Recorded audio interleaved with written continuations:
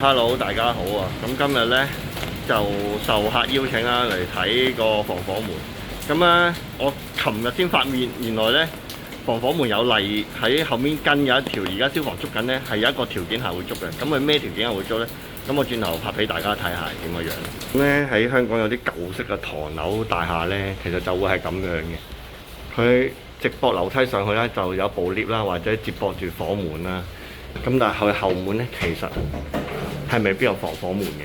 呢啲就肯定係要入一級嘅啦，因為咧佢封咗隻門啊，佢將舊嗰隻門封咗冇咗。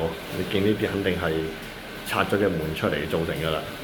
你見到呢邊有門㗎嘛？例如好似呢啲舊式唐樓咧，大家見到啲扶手都知有歷史嘢啦嚇。咁咧呢啲大廈咧，佢因為個 lobby 咧冇防火閘啦，冇防火門啦，呢啲咁嘅嘢咧，所以咧而家消防處都會勒令要求咧，所有呢啲大門咧都要出一個防火證明書啦。咁啊，確保佢有一個防煙防火功能嘅。咁啊，好似呢啲咁樣長開又唔得噶啦，呢啲直頭唔可以長期攝住啦，破晒所有啲防火門噶啦。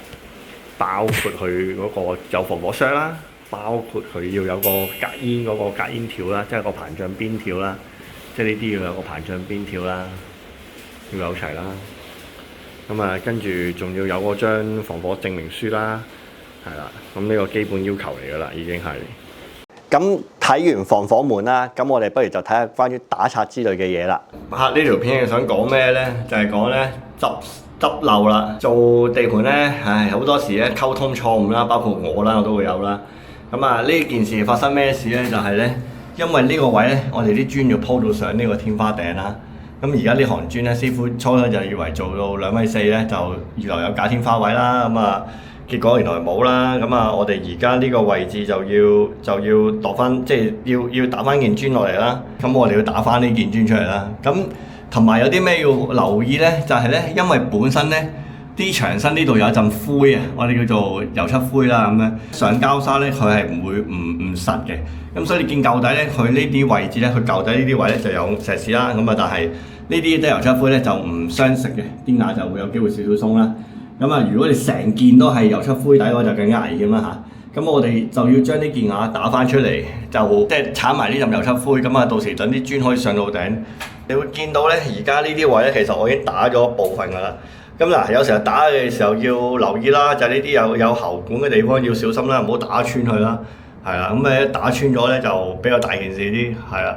咁但係實有機會打到嘅，係啦。咁啊，唯有小心啲啦，係嘛？呢啲位置我哋一陣轉頭都要剷埋啲油漆灰去㗎。咁咧打嘅時候呢啲位置要留意啦，就係咧唔好咁貼呢啲位打，因為打落去咧分就下面嗰件都死埋，同埋要揸得實啲油壓鑽啦，唔好俾佢甩啦咁樣掃過去，咁咧有機會傷及無辜嘅位置咁樣。咁最理想咧就打法就係咧打側邊呢啲位置啦，啲膠砂咧基本上就好易打嘅，一隊咧，你見到啲少少位置咧就已經鬆咗出嚟㗎啦。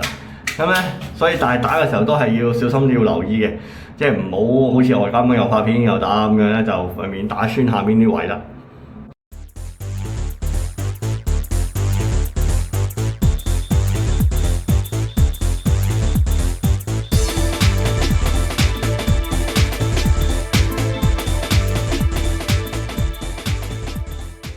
辛苦完一輪之後咧，就將嗰啲灰咧就打走埋啦。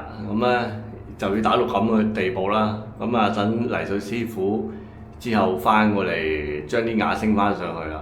咁啊，今日嘅工作就暫時去到呢度啦。咁啊，係啦。咁啊，再有新嘅就仲同大家分享下啲裝修嘅嘢啦。